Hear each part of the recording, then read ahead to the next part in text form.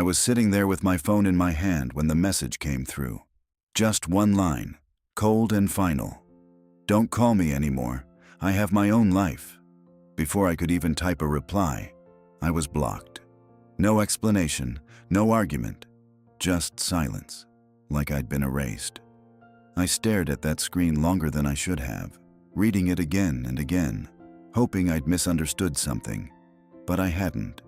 My own son, the one I raised with my own hands, had decided I no longer had a place in his life. I didn't move for a while after that. Just sat in my chair by the window, the late afternoon light slipping across the floor like nothing had changed.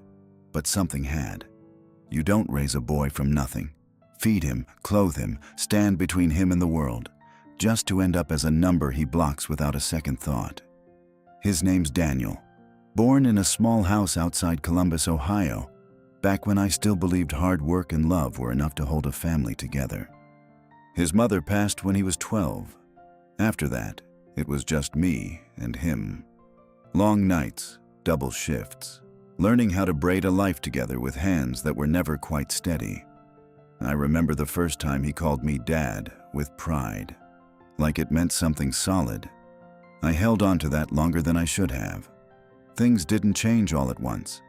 That's the truth nobody tells you. It happens slow, polite at first. Shorter calls, missed holidays, excuses that sound reasonable if you don't look too closely. Then one day, you realize you're the only one still trying. About 3 years ago, he moved out west, Denver. Said there were better opportunities. I helped him with the down payment on his house. Didn't even think twice. That's what fathers do, or at least what I thought we did. At first, he called every Sunday, then every other week, then whenever he needed something. I should have seen it then.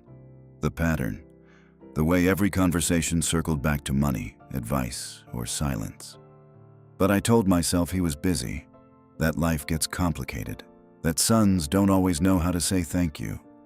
The last time I heard his voice, before the message, he sounded different, tense, like I was interrupting something more important. "Dad, I can't keep doing this," he said. "You've got to stop calling so much." I remember holding the phone tighter, like I could keep him there if I didn't let go. "I just wanted to hear how you were," I told him. There was a pause, long enough to feel it settle in my chest. "I'm fine," he said. "I've got my own life now." And then he hung up. I didn't call back that night. First time in years I let the silence sit where it landed. But what I didn't understand yet, what I couldn't have known, was that someone had been standing right next to him when he said those words, listening to every second of it, and smiling. That smile. I didn't see it, of course.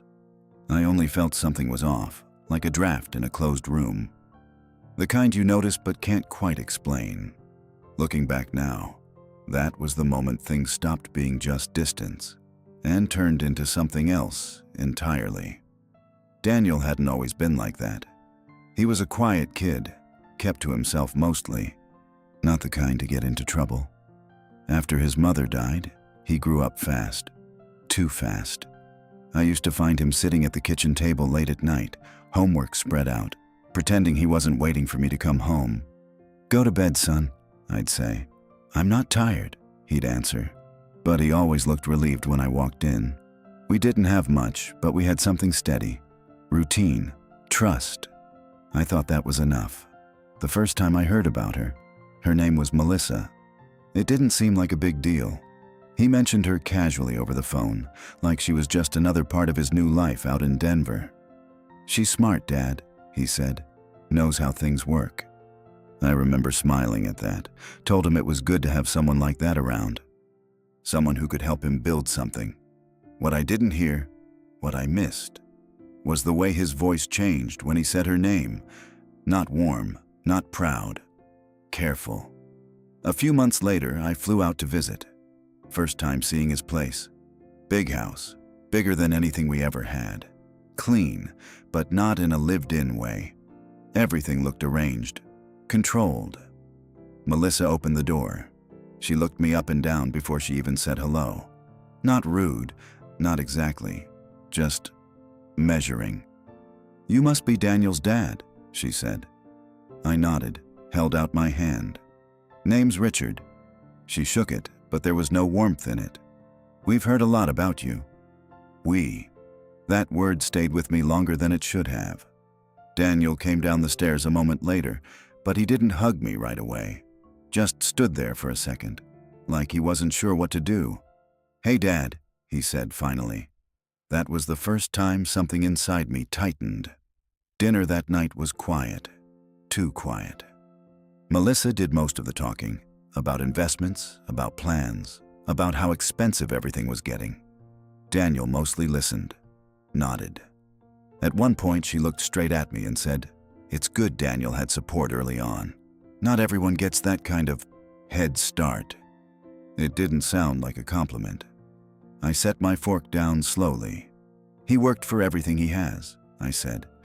She smiled, thin and polite. "Of course." Daniel didn't say a word. That silence, it said more than anything she could have. Later that night, I found him alone in the garage, just standing there staring at nothing. "You all right?" I asked. He rubbed the back of his neck. "Yeah, just tired."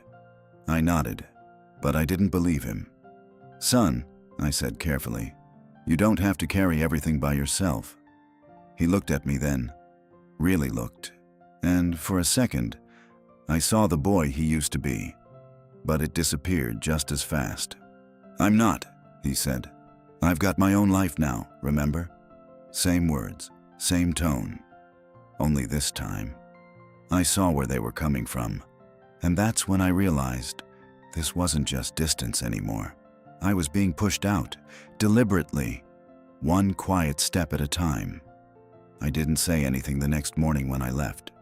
Just shook his hand at the door, same way you would with a stranger you didn't quite trust.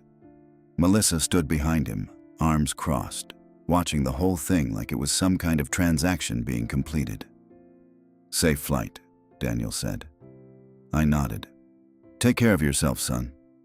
He didn't answer that, just stepped back and let the door close. That sound, the quiet click of it, stayed with me all the way back to Ohio. After that trip, things changed faster. Calls got shorter. Sometimes he wouldn't pick up at all. When he did, Melissa was always somewhere in the background. You could hear it. Not her voice exactly, just the way he'd pause before answering simple questions. "Everything all right out there?" I asked him once. "Yeah, Dad." "Why wouldn't it be?" I hesitated. "You just sound different." There was a silence on the line. Then a small sigh. "People grow up," he said. "Things change." I should have pushed harder, should have asked the questions I was afraid to ask. But when you're a father, sometimes you convince yourself that giving space is the same as doing the right thing. So I stepped back. Months went by. Then one day, out of nowhere, he called me. Not a text, not a missed call, a real call. I remember it clear as day. Rain tapping against the windows, coffee going cold in my hand. "Hey, Dad," he said. There was something in his voice. Urgency. "You okay?" I asked right away. Yeah, I just..." He trailed off. "I wanted to talk to you about something." I sat down slowly. "All right, I'm listening." Another pause. Longer this time. "We're thinking about refinancing the house," he said finally. "Rates are bad right now, and things are tight." I didn't say anything at first, just let him keep going. "Melissa's been looking at the numbers," he added quickly. "It's just temporary. We just need a little help to get through this part." There it was. Not, "We need advice." Not, "I wanted to hear your voice." Help. I leaned back in my chair, closed my eyes for a second. "How much?" I asked. He told me. It wasn't small. Not the kind of money you lend without thinking. Not at my age. Not after a lifetime of saving every dollar like it might be your last. "You don't have to decide right now," he said quickly. "Just think about it." I could hear her then. Faint. A whisper behind him. "Ask him about the account." Daniel cleared his throat. And there's also, you know, that savings account you set up years ago. My chest tightened. That account, I'd opened it when he was a boy, put money in whenever I could, told myself it was for his future, his safety. He didn't even remember it. Not really. Until now. That money's not for this, I said quietly. Silence. Then his voice changed. Not loud, not angry, just colder. Dad, it's still my money. No, I said. It's for you. That's different. Another pause. Longer, heavier. You don't trust me? He asked. That question, it wasn't honest. It was pointed, like he already knew the answer he wanted me to give. I trust you, I said. I just don't trust this situation. I heard something shift on his end. A movement. Maybe a hand over the phone. Then Melissa's voice. Clearer this time. He doesn't think you can handle your own life. Daniel came back on, sharper now. Forget it, he said. I shouldn't have called. Daniel. But he was already pulling away. And before the line went dead, I heard her laugh. Not loud, not cruel on the surface, just satisfied. That was the last real conversation we had, before the message came, before he erased me like I was nothing. But what I didn't know then, what I would only understand later, was that the money wasn't the real reason he called me that day. It was just the beginning of something much worse. After that call, something shifted in me. Not anger, not even disappointment. Just a quiet kind of awareness. Like I'd finally stopped pretending I didn't see what was right in front of me. I didn't send the money. For a few days, there was nothing. No calls, no texts. Just silence stretching out between us like it always did. Only this time, it felt deliberate. Then the messages started. Short at first. Did you think about it? I waited a day before answering. I did. Nothing else. A few hours later, another one. So? I stared at the screen a long time before typing back. I'm not comfortable with it, son. That was all it took. The response came almost instantly. Unbelievable. I set the phone down. Let it sit there buzzing once, twice. Then stop. I didn't pick it back up until the next morning. There were 6 more messages, each one colder than the last. You always do this. I guess I know where I stand now. After everything I've done, that one made me pause. Everything he'd done. I read it again, slower this time, trying to understand how we'd gotten to a place where the boy I raised believed he'd been the one carrying me. I didn't reply. Not because I didn't have something to say, but because I knew anything I said wouldn't matter anymore. A couple days passed, then my phone rang. I almost didn't answer, but I saw his name, and something in me still moved. Hello? His voice came through sharp, tight. So that's it? You're just going to ignore me now? I'm not ignoring you, I said calmly. I just don't see the point in arguing. There wouldn't be an argument if you just helped me, he snapped. There was movement on his end again. Then her voice, not even trying to stay quiet this time. Tell him the truth, Daniel. He took a breath, slow, controlled. You know what this is really about, he said. I didn't answer. You've always needed control, he continued. Even when I was a kid, it was your rules, your way, your money. I felt that one land, deep. That's not fair, I said quietly. No, he shot back. Then why does it feel like you're punishing me now? Punishing. That word sat heavy between us. I'm not punishing you, I said. I'm just not funding your life anymore. Silence. Then a small, sharp laugh. Not his, hers. And that's when he said it. The thing I don't think he ever planned to say out loud. You've done enough already, Daniel said flatly. Melissa and I have talked about it, and honestly, you've been holding me back for years. I didn't speak. I couldn't. Holding him back. I thought about the nights I skipped meals so he could eat, the jobs I took, the things I gave up without ever mentioning it.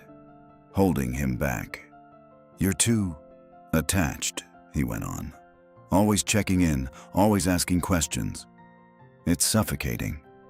I closed my eyes. Daniel, I said slowly, I called you once a week. That's not the point, he snapped.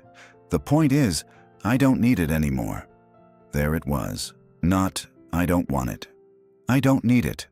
And for a moment, everything became clear. This wasn't about money. This wasn't about distance. This was about erasing anything that reminded him of where he came from. I think, I said quietly, you're confusing independence with forgetting. That hit something. I could hear it in the way his breathing changed. Don't do that, he said. Don't try to twist this.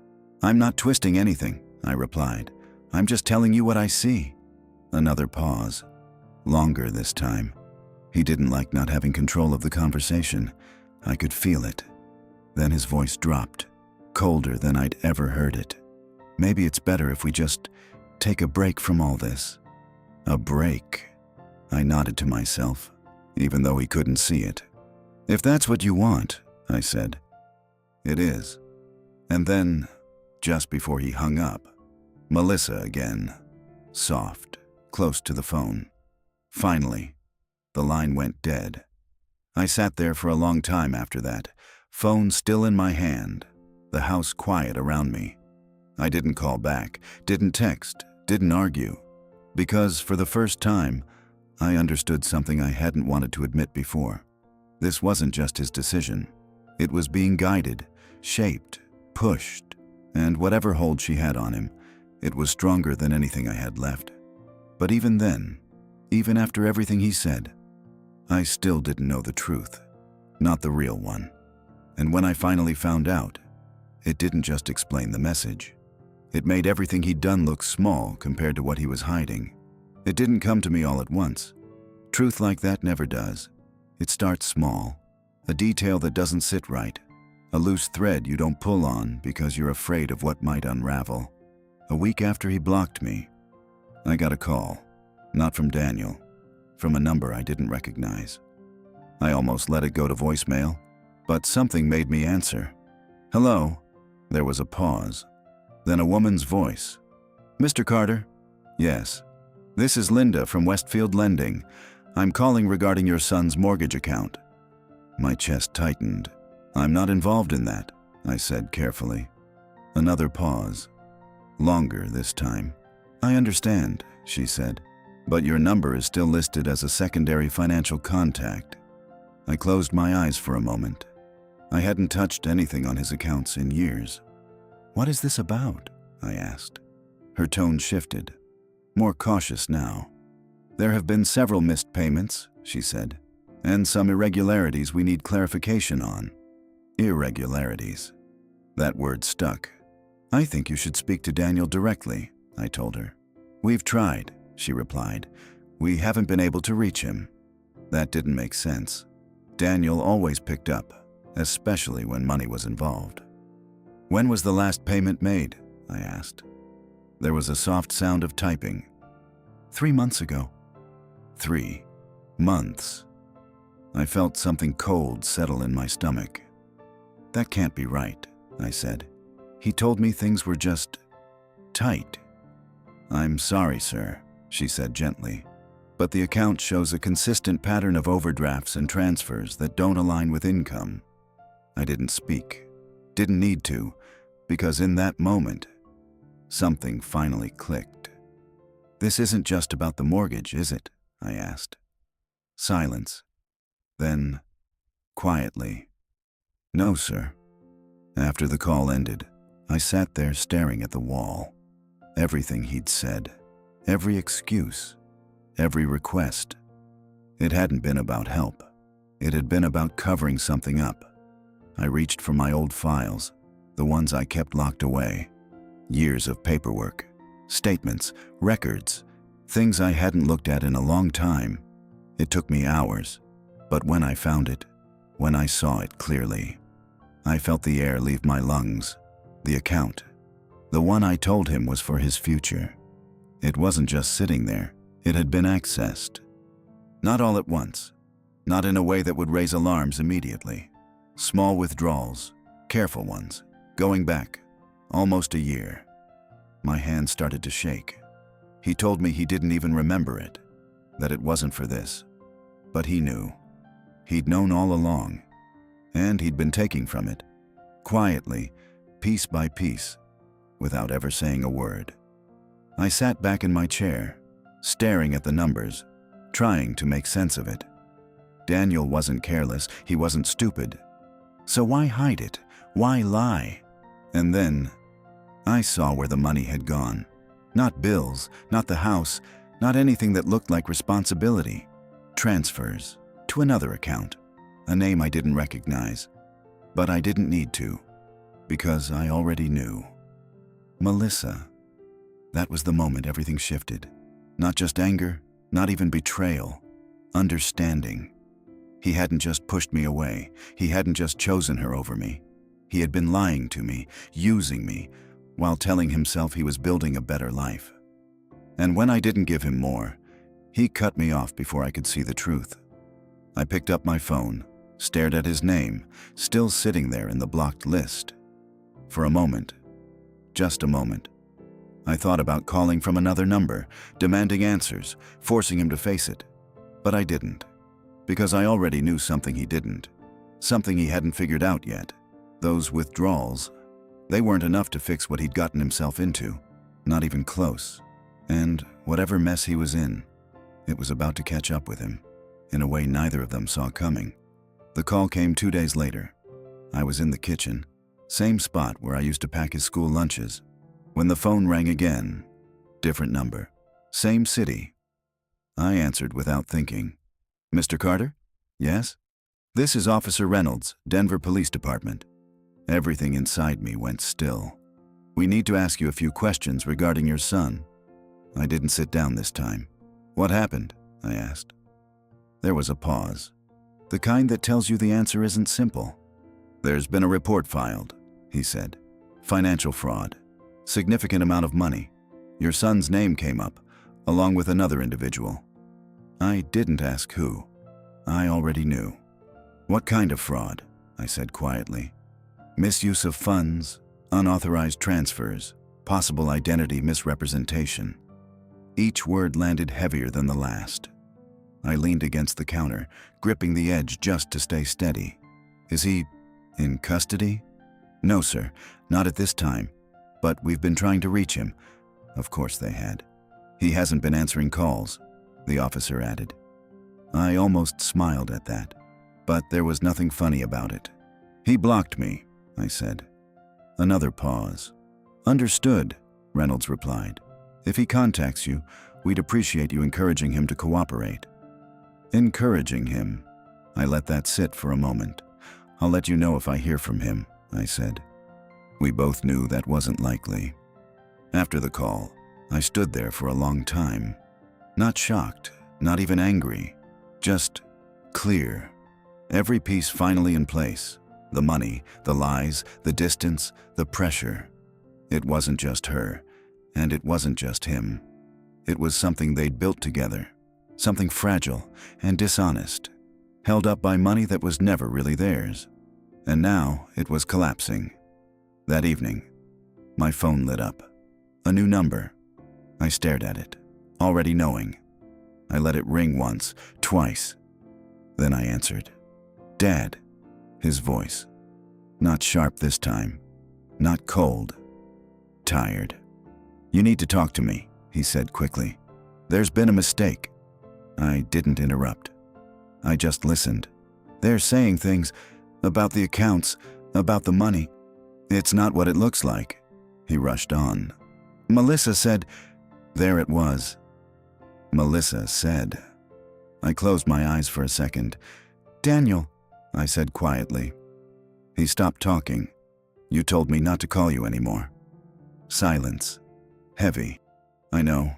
I didn't mean. You said you had your own life. I do, but this is different. I let out a slow breath. No, I said. It's exactly the same.